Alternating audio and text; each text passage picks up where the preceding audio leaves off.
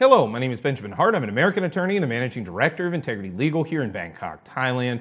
As the title of this video suggests, we're discussing what was the Bangkok field office and why, in my opinion, USCIS really needs to reopen the Bangkok field office. We used to have a field office here in Bangkok. It was possible for Americans to locally file I-130 petitions for spouses if the American could prove that they were resident in the consular jurisdiction for a given period of time. That kind of fluctuated over time. It tended to be a year. That was kind of the prevailing thinking.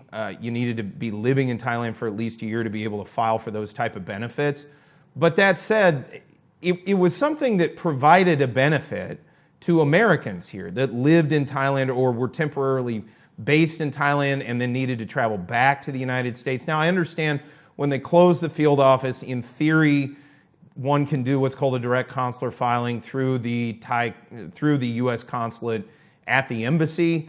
As a practical matter, that's just not going to be really open to most folks unless there's a really cataclysmic emergency or some very odd set of circumstances. You know, DCFs just aren't routinely done in my experience. It's just not something they particularly want to do. The process is you have to go through Department of Homeland Security first, deal with petition adjudication, get the case over to Department of State, and then get the case interviewed out through an embassy or consulate outside of the United States. The nice thing about the old field office was it dealt with the DHS side, and you could deal with it. It usually took a matter of months, and then it would move over to the Department of State side, basically go across the street and process through the consulate there. Obviously, there's sort of self-serving reasons for this. I was kind of ambivalent in a certain sense when it closed.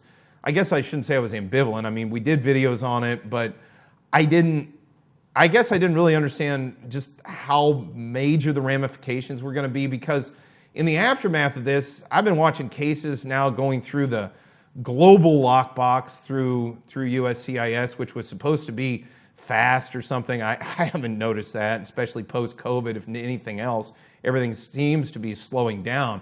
But more to the point is, we have the biggest U.S. embassy and it's my understanding, the biggest embassy in the world in terms of personnel here in Bangkok. And one of the few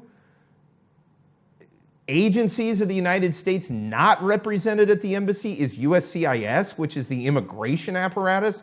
That seems pretty darn odd to me.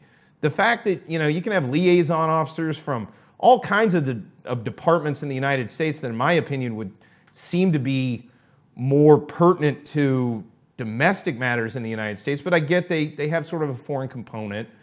But USCIS, that's what they deal with, is immigration into the United States. So to my mind, it would make sense to have a USCIS field office here in Bangkok, the largest embassy on the planet, and sort of a geographic, if you will, kind of center down here in Southeast Asia. It would just, to my mind, make a lot of sense to have that field office reopen. Now, will that ever happen? It remains to be seen. I kind of doubt it, but we'll certainly keep you updated on this channel as the situation evolves.